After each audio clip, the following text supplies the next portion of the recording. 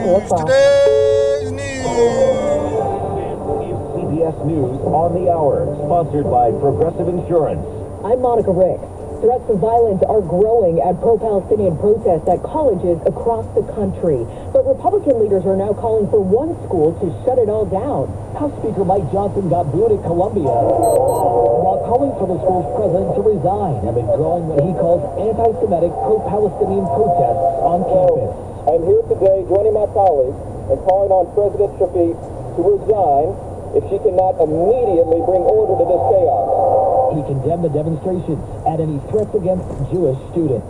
All of this has to be said because the cherished traditions of this university are being overtaken right now by radical and extreme ideology. Matt Piper, CBS News, New York. President Biden says military aid will start going out immediately after signing a $95 billion foreign aid package for Israel, Taiwan, and Ukraine, passed by Congress. It's going to make America safer. It's going to make the world safer.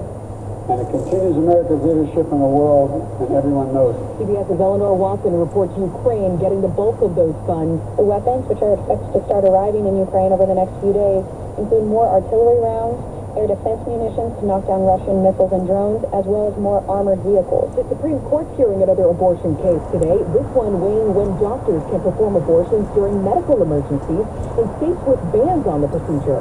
The case comes from Idaho, which is among 14 states that now ban abortions at all stages of pregnancy with limited exceptions. Supreme Court Justice Sonia Sotomayor says federal and Idaho law are in conflict. Idaho law says the doctor has to determine not that there's really a serious medical condition, but that the person will die. That's a huge difference, Kelsey. CBS's Allison Keyes reporting.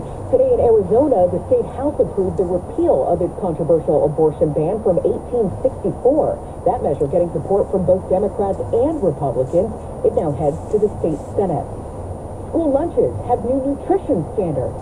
The rules place new limits on the amount of added sugars in school meals for the first time. They also cut the amount of sodium in kids' school meals. Megan Maroney is with the Center for Science in the Public Interest. This is a huge step in improving the health of children. Some 45 million kids get free breakfast and or lunch through the federal school meals program.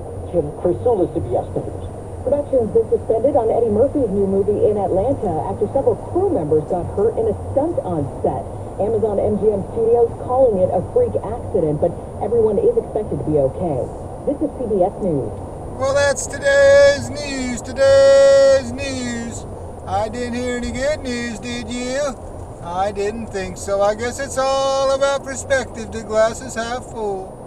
Well, as always, I want to thank you again for coming along with me on these Dash Cam News adventures. You know the drill. Peace, love, and all that hippie jazz. Bye-bye, everybody. It's 62 degrees in Berekley, California.